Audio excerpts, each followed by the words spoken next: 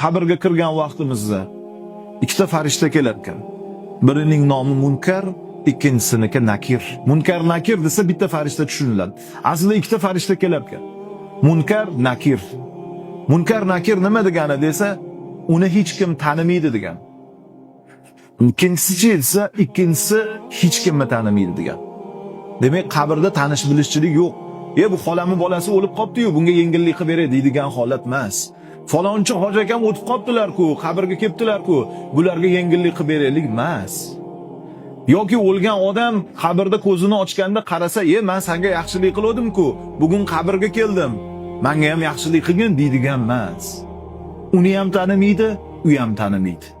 So'rashar ekan, Robbing kimdir ekan? Musulmon odamni tili yengil aylanib, Robbim Allohdir ekan.